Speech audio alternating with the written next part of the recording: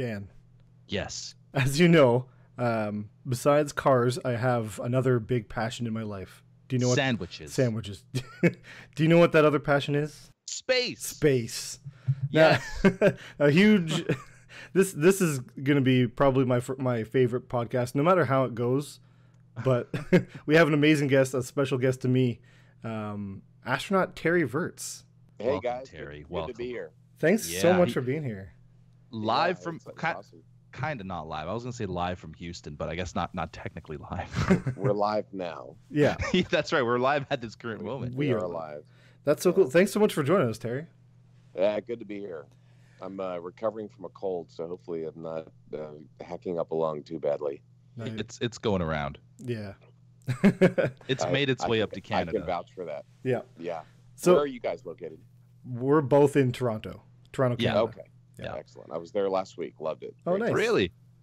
What were you doing here, if I might ask? Yeah, the National Geographic has a speaker series, and I do some talks for them. So I was up there for 3 nights. Oh, that's Roy cool. Thompson. It was amazing. Oh, Yeah, it Roy was Thompson great. Hall. Very nice venue, too. It was beautiful. Big Yeah. pack, 2,000 plus people there every night. It was great. Fantastic. Went and saw Niagara Falls. It was very cool. Wow. Mm-hmm. Good sight. Now, speaking of Niagara Falls, is there any images of Niagara Falls in your book? You know, there are some really big wide angle views of Canada. So you might, or the East Coast, like the East Coast. So you could probably find a pixel of where that is, but Yeah. nothing zoomed in. Awesome. Fantastic segue, Jeff. Perfect. that was impressive. You've been working on those. I have, yep. Now, actually, my first question, semi-car related and semi-space related. What are your thoughts about the Tesla Roadster being launched into space? Man, I thought that was so cool. Watching that actually got me excited about space for the first time in a long time. Wow. I mean, the Tesla was cool, but just seeing the rocket, the Falcon Heavy launch, I'm sure a lot of your listeners saw those 2 boosters fly back to the launch pad and land in formation. It was like some 1950s thing.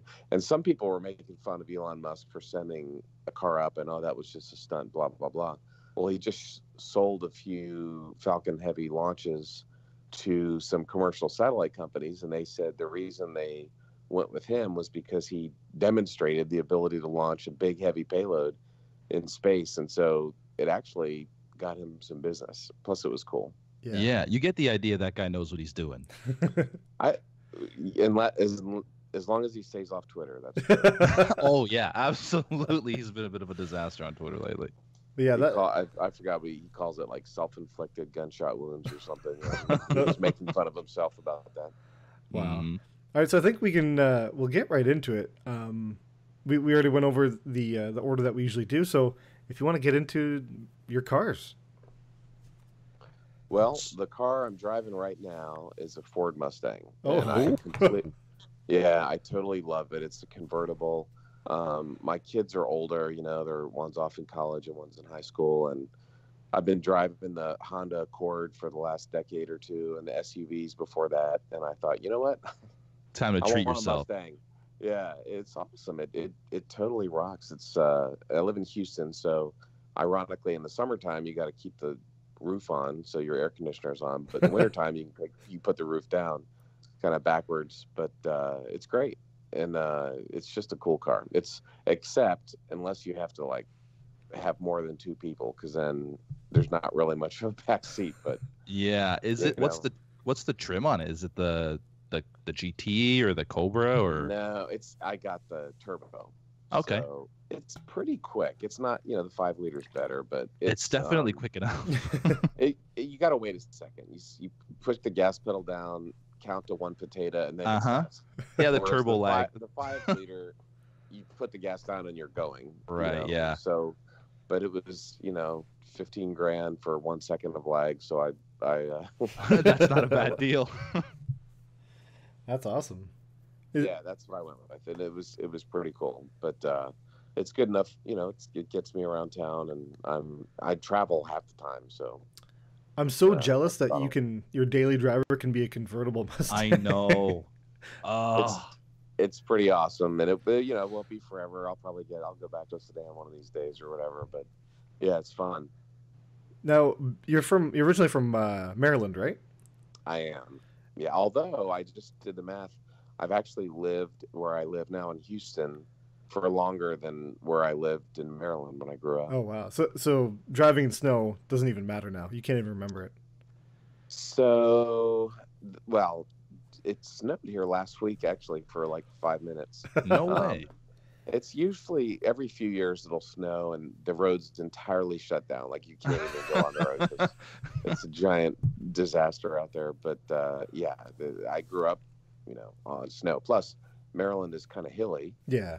and it snowed for sure when I was growing up, and definitely a skill to it. Whereas down here, no. Although I could go back, I make it to Colorado every year. I was out in Calgary. I skied in Banff last year, so Nice. I still do go, drive in snow. You still see the white stuff occasionally. I do, yeah. I guess That's unfortunate. In Toronto. in Toronto, yeah. And you did fly the space shuttle, so I think we can trust you with some snow. Well, the space shuttle has anti-skid, so that makes it easier. If you ever had to land in snow, in case it snowed in Florida at the Kennedy Space Center for landing, you'd have anti-skid to help you out. Oh wow, that's pretty cool. All right, so before the Mustang, you said you had a Corolla. Accord. Accord, Honda sorry. Accord. Yeah. Get it right. Sorry. Honda. Yeah, They're my- arch enemies. My buddy, that's true. My buddy owns the local Honda dealer, so I've gotten a couple of Hondas from him. Mhm. It was a 4-door. It got me back and forth to work for a decade. My son learned how to drive in it. Now it's my daughter's car now. It's got a few dents and dings that my kids haven't admitted to me, but I noticed there's another dent. I wonder where that came from. And it just doesn't matter. It's a great car. It just gets you around. It's been really good. And you still have that one. I still have it. Like I said, Okay. it's kind of gone from one kid to the next, and they get around it. Although I did just get my son.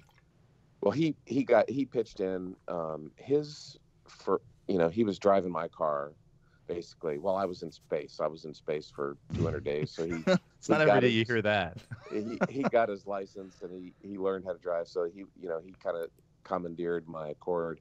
So when I got back, he had gone to Whataburger and gotten himself a job and Oh wow. saved up some cash. So I chipped in a little bit, and he chipped in, and his grandparents chipped in a little bit, and he got himself a Mustang.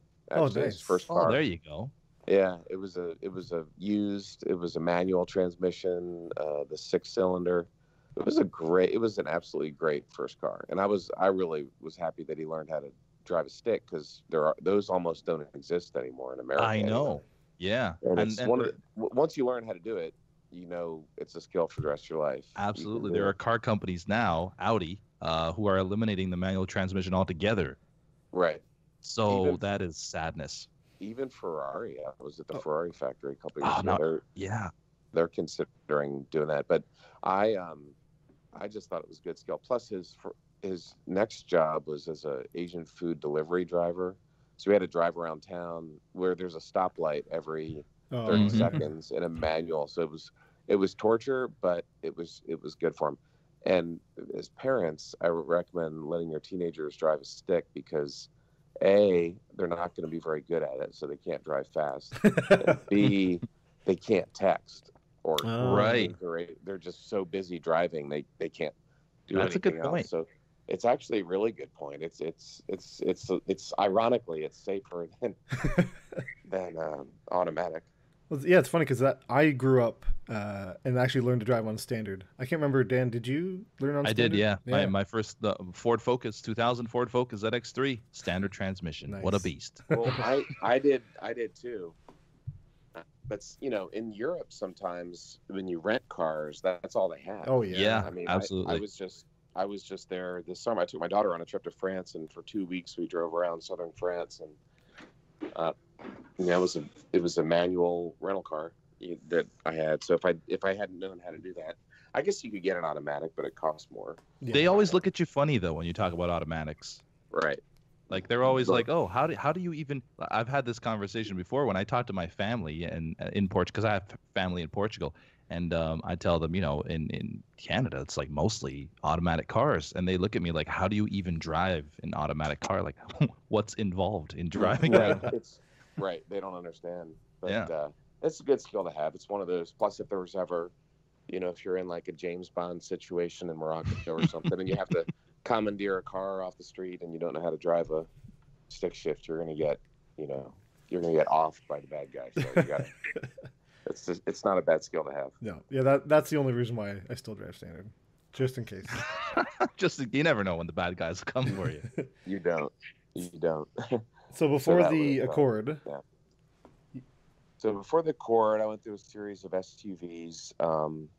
Again, when my kids were growing up, I was coaching a lot of sports, and they played all kinds of sports, especially my son. And so I would have to fill up the back seat with baseball gear. I was usually the coach, so I had bags and bags of gear. So we had a Durango and a Ford Expedition that for about, I don't know, 7 or 8 years. Okay. And they were great. You just pile kids in them and dogs and batting and catchers equipment and baseball gear, and they're good. Although car companies nowadays, I have some friends in the industry, and it's kind of a hobby of mine, and they're just selling SUVs like crazy. In fact, Ford is going down. They're only going to make 2 cars. They're going to make the Mustang and the Focus. Yeah. They'll make the Mustang there in Detroit, I think, and the Focus in China. And then every other vehicle they're going to make is going to be a pickup or a SUV. Mm-hmm. And they're doing really well as a company. And, same thing with GM. That's why GM just shut down a bunch of sedan factories, because it's their trucks and the SUVs that everybody wants to buy. Yeah, and you just see it in everyday life too. You just see most of the cars on the road now. They're just big honking SUVs. Yeah, or even the small ones and the mid-sized ones. And I know Ford specifically has some great engine technology, this EcoBoost, but other car companies too. A modern SUV gets a lot better gas mileage than my 10-year-old Honda Accord did. Oh yeah. I mean, it's kind of amazing, the technology. I don't know why that is. I assume it's because the government, a decade ago said, hey, you have to improve mileage, but they've done it. And then, the newer cars get a lot better gas mileage. My Mustang is way better, like 10 miles a gallon better than my Accord was. Poor Accord, really getting beat on today. I know. Hey, I loved it. It was a great car, but Wow, that's awesome. Yeah, you see everyone transferring to SUVs. My next car will probably be an SUV, and with kids and hockey equipment and everything, it makes sense. And like you said, the fuel mileage isn't that big of a difference anymore. Yeah, and especially with these, the turbo technologies or the different high efficiency they have, it's pretty amazing. But it was funny when I was in space, you go to work out every day. They give you 2.5 hours to exercise, and that's a lot of times I'd watch a show, a series, TV show, or I'd watch, baseball or football games or whatever. They'd send up MP4 files of whatever, or sometimes I would listen to Car Talk, and I'm guessing that's something that you guys inspired you. Did you ever like that show? I have. I've listened to it before. Yeah. The Boston, the crazy guys in Boston. They're not on the air anymore. I think one guy passed away, but the 2 brothers. I don't think I ever had. Oh my gosh, it's the best. It's the best car show of all time. It's a NPR public radio kind of show, but they used to be on every weekend. It's like a comedy show. Like really? It's just they just make jokes constantly.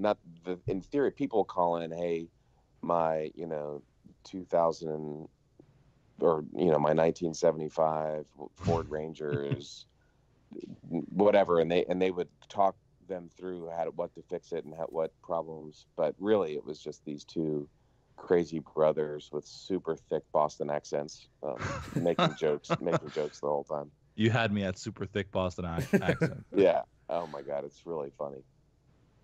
So they'd send you that while you're working out?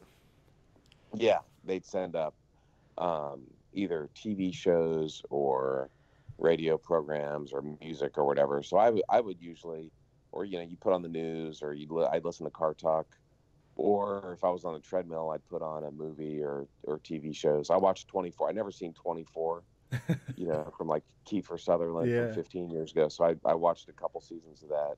I watched The Americans, the spy show.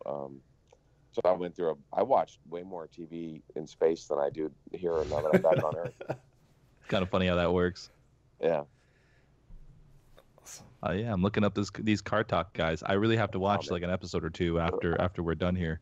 Yeah, no, I don't. You're gonna be addicted. I don't think it's video. Maybe it is. I always thought it was a radio program. Let me see here. The Tackett Brothers, or the Click and Clack, the Tappet Brothers, or something like that. But they were a riot. Oh yeah, it's just a podcast. Yeah, it was. The excuse was they give people advice on. They probably, when it started out back in the 80s or whenever it was, they were actually giving advice on how to fix cars. But it turned into a comedy show. It was awesome. Wow. Now, actually, yeah. So we ended up on the Ford Expedition. What was before the SUVs? Before okay. So when I was so before that, when I was at Edwards Air Force Base, I was in the Air Force as a test pilot, and I had a Mitsubishi Eclipse, or a Plymouth Laser, which is basically nice. What year? Was like my original. I got a 91, so I got it when I was at the Air Force Academy. They used to have a loan, like they give cadets loans, and I got my $10,000 loan, but I didn't buy a car for a couple of years because we didn't need it. So about 2 years after I graduated, I finally bought the car, and I had that Laser for about 10 years. And I had kind of made a deal that, hey, if I get picked to be an astronaut, I'll get whatever car I wanted, because, of course, no one thought that would actually happen. But then I got picked, and so I got a Z3, a BMW Z3. Oh, nice. And that was, sweet. It was a 2000 Z3. It was awesome. It was blue convertible. It was great. And then, kids, and then like all of a sudden the kids wanted to ride in it, and the kids are the gift that keeps on taking. So anyway, so I had to trade that in for the SUVs. But yeah, before the SUVs came, I had my Z3, which was awesome. I'm sure Jeff wants to know more about the Laser. Go ahead, Jeff. I'll leave the room for like 10, 15 minutes. So the BMW is cool and all, but I got more questions about the Laser. My first car was actually the 90 Eagle Talon. Oh, wow. Which is the same car, right? Same thing. It was a Laser Talon Eclipse. They co-branded them, or whatever they call it. Now, was yours turbo and all-wheel drive? It was not. No. It was I was manual transmission. Nice. I had a sunroof installed in it, and that thing leaked the whole time. So highly not recommended. The $500, the aftermarket, and then it just made it hot, right? Anyway, that was a terrible idea. But it had the hatchback. You could cram that thing full of stuff, or put a dog back there or whatever. It was pretty good. It was good. It was good before kids. It's a good, first pre-kid car. Good for the ladies, am I right? Ladies, awesome. See you pull up in that 91 Plymouth Laser. 1991 Plymouth Laser. It was red. I like red. Oh, there you go. Yeah, it was awesome. But then I moved around. I was in Korea. I left it in the States when I was in Korea, but my parents gave me. They had an old Audi. It was the 4-cylinder. So was it an 80 probably? Okay. I think it was back when it wasn't A4s before that. I think it was Audi 80. Anyway, and it was good. It was the standard, 4-cylinder Audi sedan. It had a manual transmission, and it also didn't have a muffler. So you could hear it coming like literally a mile away. You could tell that the car was on the way, and and I was an F-16 pilot, so we had these earplugs I always flew with earplugs in my ears to keep the jet noise out. So I just grabbed a pile of those, and I kept a pile of the earplugs in my car. That's amazing. Yeah. Who cares about everybody else? As long as you can't hear that noise. Right. That's hilarious. Yeah. So we would, drive around Korea in that thing, and then we just left it behind. And then I sold it to a guy there, and I think most cars in Korea end up just staying there and getting sold to the next guy that comes along. But then I went to Germany after that, and I got the most amazing BMW. I had a 28, I think. It had Ooh, a 7 not Series. that great. It was a 7 Series. It was huge. I paid $3,000 for it in 1995. Wow. And I sold it for $3,000 in 1998 when I left. There you go. It was about 10 years old. It took leaded gasoline. And I remember when the wall came down and we got to be friends with the Eastern Europeans, this Hungarian fighter pilot came over on an exchange, and he called it the battleship because it was such a gigantic car. And I drove that thing all over. I drove it through Paris. I drove it down through Italy and all over Europe, which is a terrible car because it's huge and they got, smart car parking spaces. So it's really bad for parking garages and turn radius. But it was a pretty nice car, and it never broke. It just ran for, it was only about 10 years old. But like I said, I bought it for $3,000 and sold it for $3,000. That's a good deal. No kidding. Yeah. 3 years down the road, you made money on it. Yeah. Yeah. I can't think that would be very good on gas though. No, and they had in Europe, the gas is a lot more expensive. And although in California, in Houston, I just saw gas was $1.99 a gallon. So that's, oh my goodness, I don't know, 55 cents a liter. That's insane. I was in San Francisco yesterday, and it was $4.50 a gallon out there. So it's more than twice as expensive in California, but in Europe it's more. But when I was there anyway, being a military guy, you could go to the military bases and get gas for normal prices. So it wasn't that great. But like I said, this thing took leaded gas, and they still had that back in the 90s. I don't think they have that anymore. It's Bly-Fry now, which is lead free. Yeah. Anyway. Wow. It's funny, we were paying like $1.20 per liter here up until $1.20 Canadian. Yeah. Yeah. So it's like 90 cents US. So that's about $3.50 to $4. So you're paying California prices up there. California prices and California climate. Yeah. Maybe all the rain they got. Apparently they got rain today in California or in LA. In LA and San Francisco, they got lots of rain. Yeah. I don't know about LA. Yeah, but anyway, so the cars in Germany were great. That's awesome. I'm looking up the Audi 80. It was a 70s car? It was a 1984. 84. So it was my mom's car. When she got it, it was nice. It was like, it was like a 3 Series or whatever. It was a fancy German car. It was a nice car. Yeah, they look pretty cool. It was black with beige interior. The only color combination to get. Exactly. I love the black on beige. Exactly. It was nice. And it was fancy. It had power windows, which was a big deal. I remember it had you had to push down on the stick shifter to get it to go into reverse and stuff. It was a cool car. Wow. Audi 80. That's cool. Yeah, it's a cool car for sure. So Audi 80, then the BMW 728. What color was the BMW? The huge boat. The BMW, the boat was like a quartz, gold, gray. One of those colors. Not silver, but not right. Yellow, but not brown. One of those colors. Yeah. Yeah. But it was just one of those cars that you buy. You're only allowed to bring over one car, so I brought over the Laser, and then you have to, if you want more than one car, you got to buy a second car. So interesting. I have so many questions about military and space and everything, but unfortunately, I'll probably have to leave that to a different podcast. start a new surprise. There's a new podcast. We'd like you to be a guest on that one. Right. So before the 728, what was before that?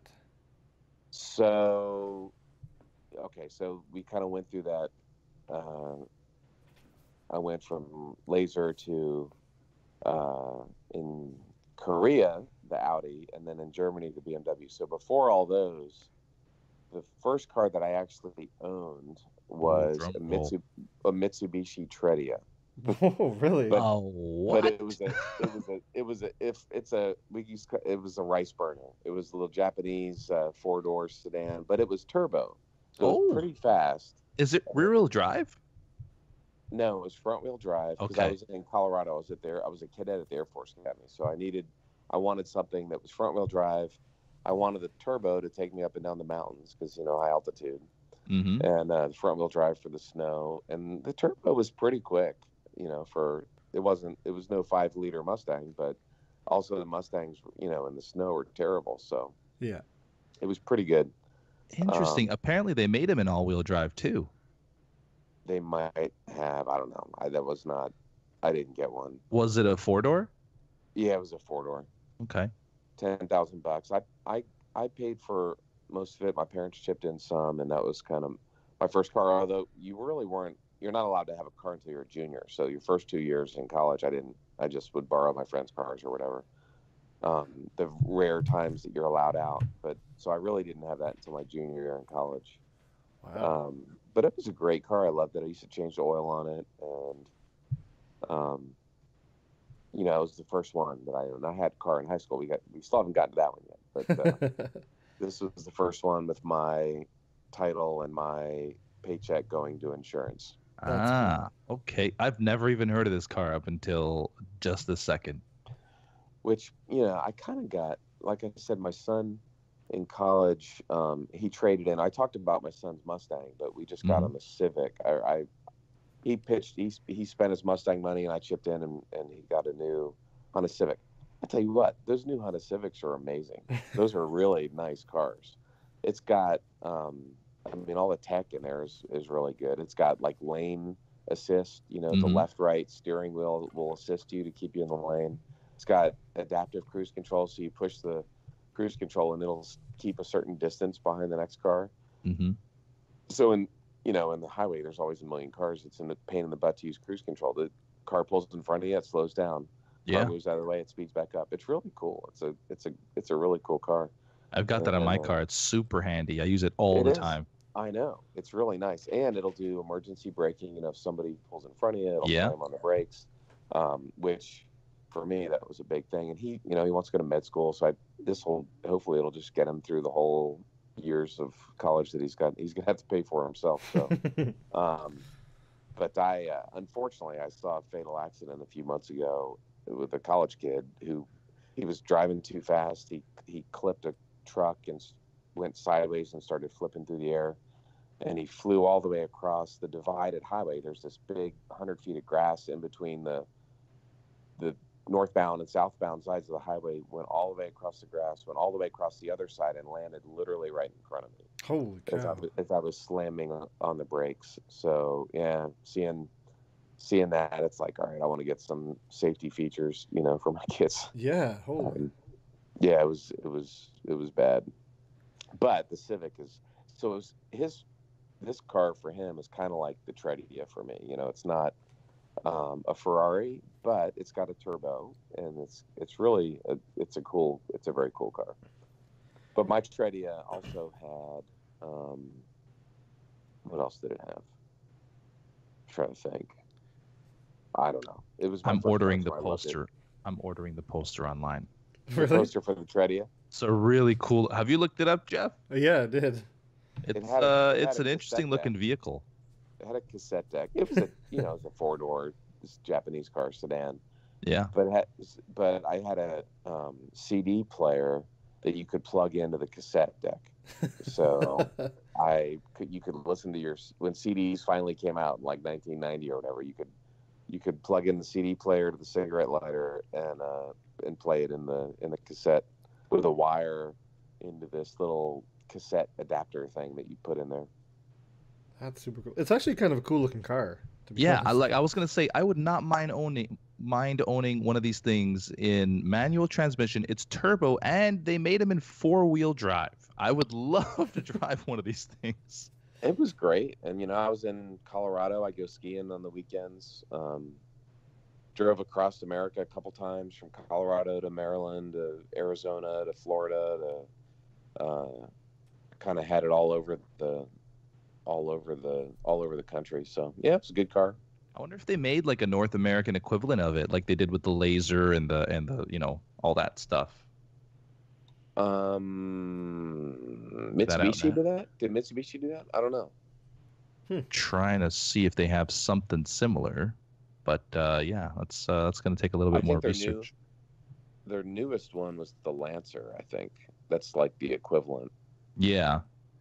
So, well, the Eclipse back in the day was pretty much the same as the Talon and the Laser. Yeah. Yeah. So I'm hoping because I really want to see one of these things.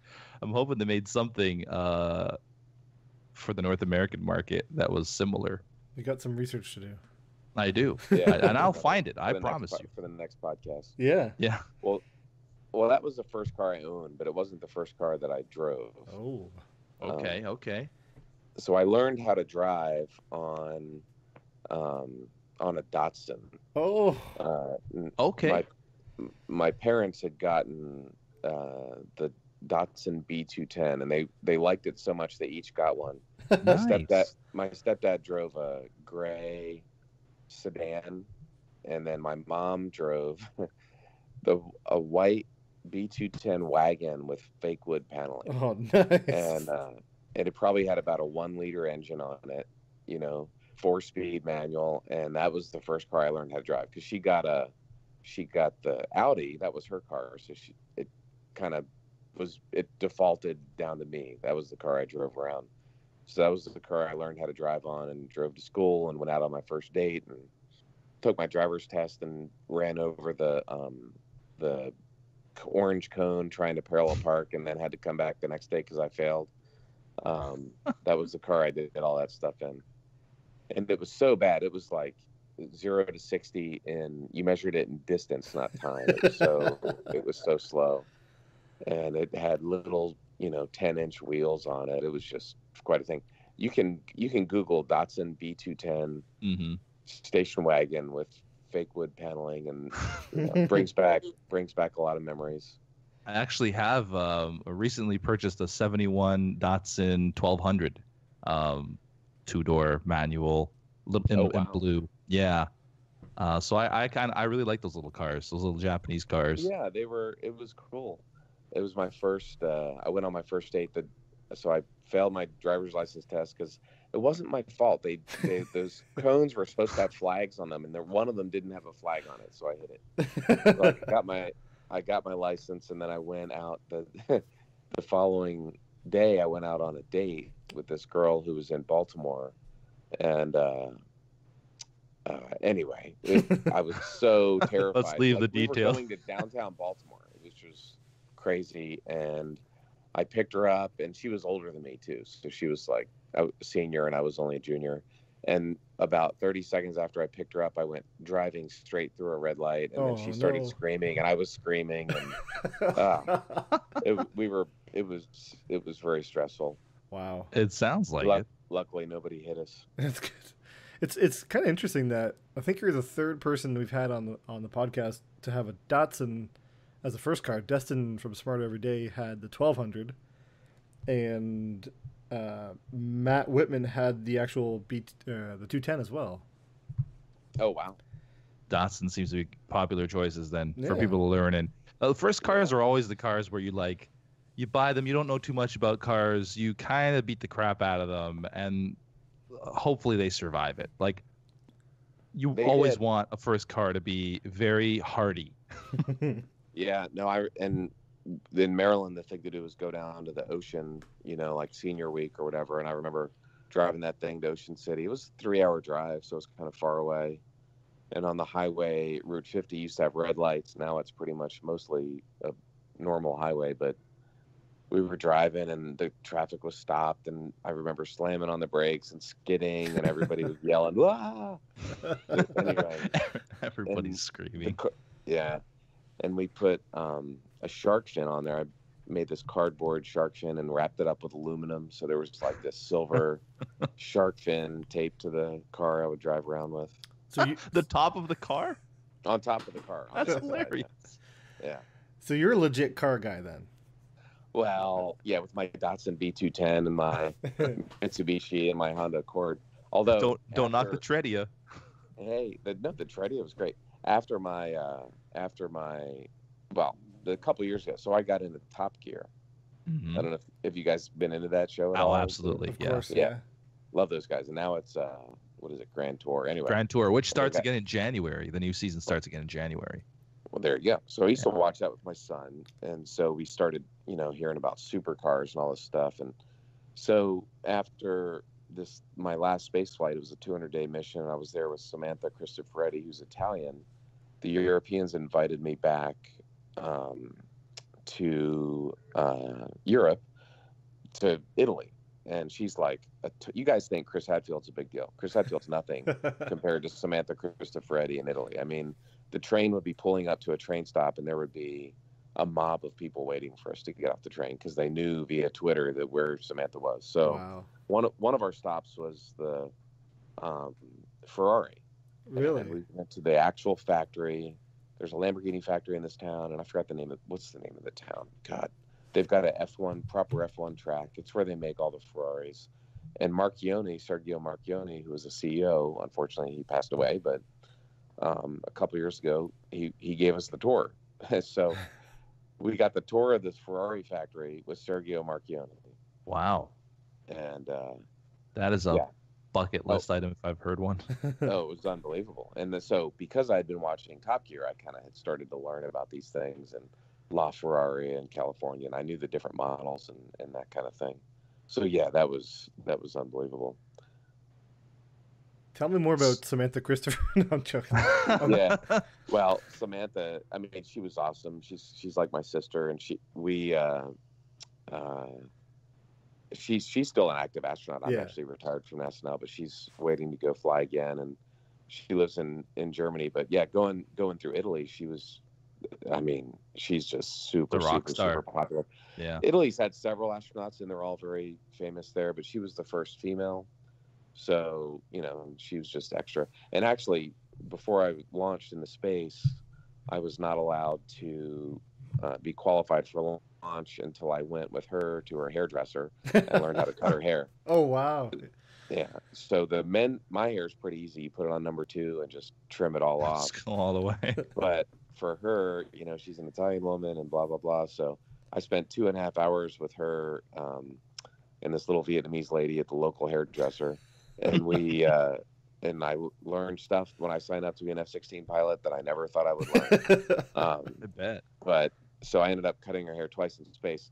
And to be honest, of all the stuff I've done, spacewalking and being a shuttle pilot and flying F-16s over Iraq, I'm 100% sure that cutting her hair is the most stressful thing I've ever done. Oh, the pressure is on. The pressure's on, and there's 30 million Italian women in the world, and they would have all been mad at me if I would have messed that up. So I did not want to screw that up. I assume it went well. I think it did. She seems happy. You can look at pictures.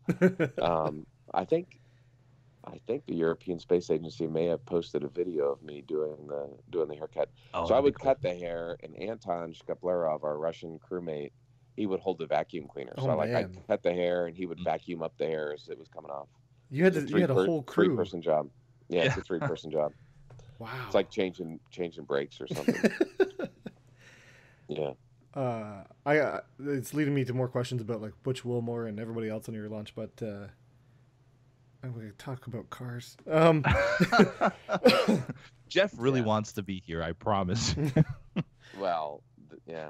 No, so afterwards we went to Europe on this tour and visited the factories that made our space components and different, historical sites around Italy. And but the Ferrari factory was the most amazing thing. And a LaFerrari, I just have to say, like, wow. I got out of that thing. That leads me to our next question. We always ask this question. If you had a dream car, I mean, I'm assuming you do, what would that be? LaFerrari. Yeah. No questions about it. Now, if I need to drive, on a 10-hour cross country trip, maybe a Jaguar. But yeah, if you just want to go have fun, oh my gosh, that is an amazing car. It's like $1 million car. It's a gorgeous vehicle. The acceleration is just unbelievable. The deceleration is the most amazing thing. So when I was there, I actually went with an Italian driver. He was this little small guy, had his little sweater, on his back, wrapped around his neck the way European men, do their sweaters, and didn't speak a word of English. Just kind of walked out with his Italian, really well dressed. I don't speak Italian either, so we sat there and we sit in the car. Everything's chilled out, and all of a sudden, bam! My head is slammed against the back of the seat, and I'm just plastered there for several laps around this Formula One track. And acceleration is amazing. The turning acceleration is amazing. It's several G-force. I mean, you're just thrown to the side when this thing goes around curves. But the most amazing thing of all was the deceleration, because you're coming into a U-turn, a hairpin turn, going hundreds of kilometers an hour. And I remember thinking, okay, it's time to turn. Okay, it's already was time to turn. All right, we're going to die. and then he waited another second or two after that, and then slammed on the brakes, so my eyeballs almost came out of my skull. And then all of a sudden we were going the other direction. And he's talking in Italian the whole time. He was probably saying, it's really good, and you can hear the engine and notice the controls, and here's the RPM is I guess that's what he was saying. I don't know. He's probably talking about his day. Like, this is just another day for him. I was like, man, this is awesome. Wow. I woke up this morning and I put on my pants. Yeah, we're gonna have an espresso afterwards, and we'll have some pasta for, after our siesta, and it was awesome. I mean, I love Italy's absolutely one of my favorite places on earth, and the LaFerrari is part of that, part of the reason for that. What about growing up? What was did you have like a dream car growing up, like your poster car? My poster car was an F-16. Oh yeah. Okay. I had that makes sense. F6. I had the original red, white, and blue 1974 YF-16 on my bedroom growing up, and Apollo and galaxies and stars and all that kind of stuff.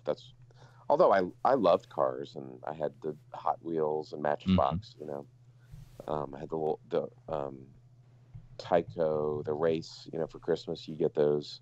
The little tracks. The little track. You squeeze the hand controller, and the electric powered car would go. And they always exactly. Yeah. Yeah. So, I liked them, but I loved airplanes. Yeah. My dad had cool cars. He had Lincoln Continental. He had a Mark IV, which was, like the Huggy Bear car. Starsky and Hutch kind of car, and then he got a 280ZX, the blue and silver, like the two-tone, the silver hood.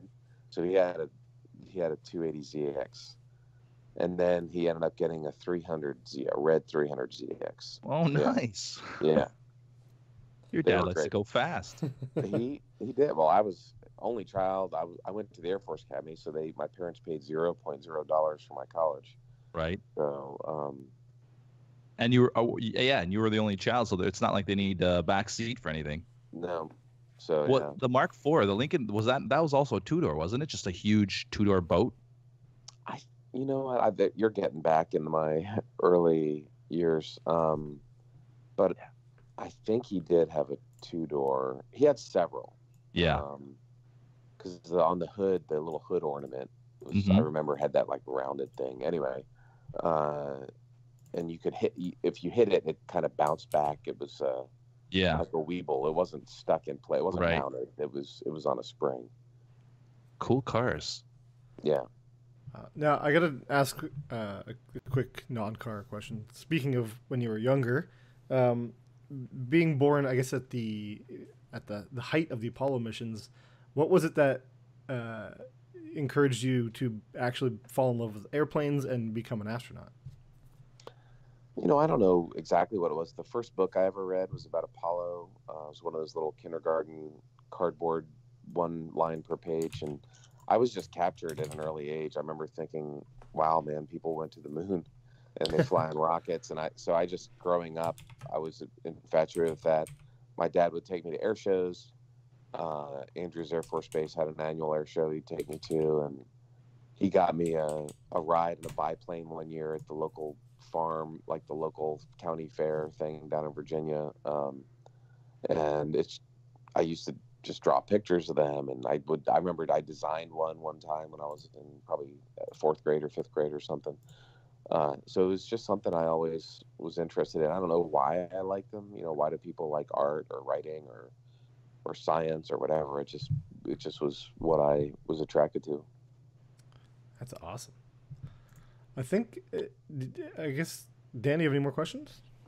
Yeah, I do have one actually. Out of all the cars you owned, if you had to go back and have it again, if you can get it again, which one would you pick and why? The Z3. Okay. The Roadster. I've always wanted a Roadster. Even when I remember in high school, I always wanted an MG. I just like the idea of a little two-door, two-seat convertible Roadster, driving around on road trips. And that one was fun. It was really the first luxury car, and I paid cash for it. I was very proud of that. And it was, I'd saved, I've been saving up for years and years for it. And it was a fun car. It wasn't, the flashiest or whatever, but yeah, if I could go back, although I'd probably drive it for a month and then I'd be like, oh my God, there's no trunk, there's no room, I've got to put my big suitcase in my car. I'm traveling somewhere, I'm always loading up with suitcases, and so it wouldn't last long. That's a great second car. You want that to be your second car, but not your one and only car. Yeah. I was probably hoping you'd say the Tredia. Like the LaFerrari. Yeah. Well, no, I'd have to say the B210 then. Okay, yeah. I'm just, for some reason, I've never heard of this car, and now I'm looking at pictures of it, and it's very intriguing to me. It is a cool car. Yeah. Yeah, I like it. It was the poor man's, 328. Wow. So yeah, it was a good car. I think we're good. Yeah, good list. That was excellent. You had a lot of variety in there. Yeah. Well,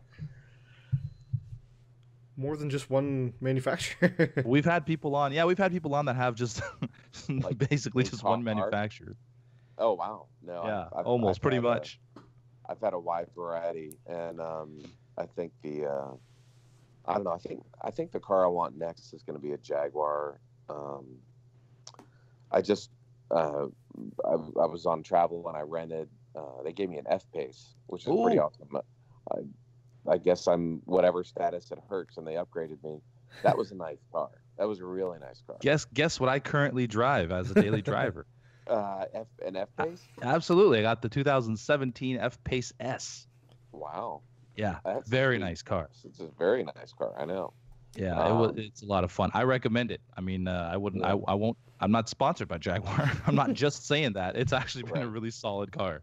So another car story. My daughter, when I was actually flying in space this last mission, the Hyundai car company reached out to NASA. They wanted to film a commercial, so they went through the very laborious and significant NASA bureaucracy to go through the approval process.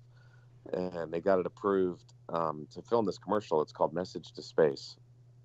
You can Google it. There's, I don't know. I'm currently watching it right now. Jeff, I'll send you the link afterwards to 70-some million views. It's the most, John Park was the director. He did the most amazing job. It's a beautiful, beautiful commercial for that. It was the Hyundai Genesis at the time. Now it's just Genesis. But yeah, that was a pretty cool experience with a car. I didn't even know if it was going to be approved or happen. I kind of thought it was in the not approved phase, and all of a sudden I started getting emails.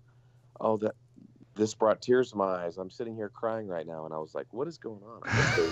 I guess they did it because I thought it wasn't going to happen, and then somebody sent me the link to the commercial, and it was really pretty awesome. We didn't get any money from it. Our family, my daughter, no one got any money from it, but it was just a cool thing they did. Kind of a good on Hyundai. Unique. Yeah, it was a father-daughter story. Yeah, it's a gorgeous looking commercial. Yeah, it's unbelievable. Who did the filming on the station? the state. So I joke with my daughter. That's her actor dad. That's not me. I'm not in the commercial at all. Wait, really? Oh, right. Yeah, no, he's not. Me. There's no NASA. NASA wasn't involved at all, other than doing the approval for it. It was just filmed by Hyundai on the ground. Yeah, but it was great. It was great PR for NASA, and it was great. It was a father-daughter story. It was a really nice thing. Is that your real couch and house that she's on? Yes, that's her house, and that's her drawing. There's no script for it. It was all her just talking. Oh, that's awesome. That's cool. And there was no script, and she drew the thing herself. So yeah, it was very authentic. I'm just not in it. I'm not in it. Like the first shot is pretty blurry, and I was trying to make out to see what's going on. But yeah, now that I'm looking at all the details on the station, it doesn't look 100% legit. Yeah, they did a good job though. They did an amazing job. Like I said, John Park was the director. He did he's a great director. That's really cool though. I'll have to watch it again. Yeah, no, we'll link it in the description for all of our YouTube viewers. And if you're not watching on YouTube, just Google or just go to YouTube and just type in Hyundai, a message to space, and you'll get to see it. And it's an incredible commercial. It was pretty cool. It was internet only. So, and I never said a word about it. I didn't tweet about it or talk about it or anything, because it was one of those, I can talk about it all I want now, but at the time it was a little sensitive. So, I think it would have been, add a 0 to that if it had been properly promoted.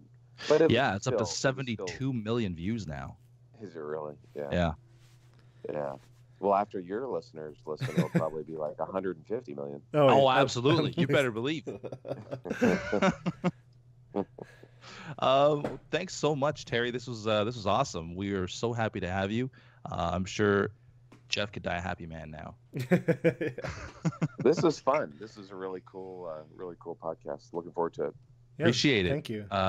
Glad to have you on. Enjoy the rest of your day. Hopefully, I know you're getting over a cold. Hopefully that goes away soon. And have a great day. I think so. All right. Thanks, guys. We'll talk to you later. Thanks. All right. And that's it for this week's show. Should I say week? Nope. I'm going to start over. And that's it for this month's show. I'm not going to say that either. No. Okay, I got it. Okay. And that's it for today's show. Terry Virts, a gentleman and a scholar. Really nice guy. Very cool car history. We want to thank him so much for joining us. And we want to thank you guys for listening. Be sure to check out the website, myfirstcar.net. Go to the YouTube channel, My First Car Podcast. The Instagram is My First Car Podcast. The Reddit is /MyFirstCar to share pictures of your first car. What did I miss? Did I miss something? Twitter. No, I mentioned Twitter at My First Car Podcast. No, First Car Podcast. At First Car Podcast. Patreon. There's so many links, Jeff. Yeah. Or just go to myfirstcar.net and click on them all. Exactly. Click on every single one of them. And we want to encourage you guys to leave some reviews on iTunes. You can listen on iTunes. You can listen on Android. You can listen on Spotify. Leave some reviews where you can. We really appreciate it. We have some ratings, correct? Yeah, we do. Got a few. 5 stars, all 5 stars. If you want to be the very first written review, you can do so. You can be that very first person, and we would really appreciate it. Yep, as long as it's only 5 stars, though. You got to make it 5 stars. Yeah, of course. It was worth. I mean, come on. We just had an astronaut. Seriously, an astronaut on our podcast. Like, this guy has been in places very. Jeff, how many people have been in space? Just over 500. 500 people in the history of mankind. We've had one. How many of them are living today? I'm going to say 37. 37 people. I have no idea what that number is. I don't. But we have a very, very rare person. We had a very, very rare person, rare individual with rare experience on the show today. We deserve the 5 stars. He drove the space shuttle. He drove. His poster car was an F-16. Like, come on. That's... Yeah, exactly. My thoughts exactly. Thanks so much for listening. We'll see you guys in the next one, and you'll listen to us in the next one. I guess we technically never see you. No. in the next one. But we appreciate you guys being here with us. Yeah. Bye-bye. Bye-bye.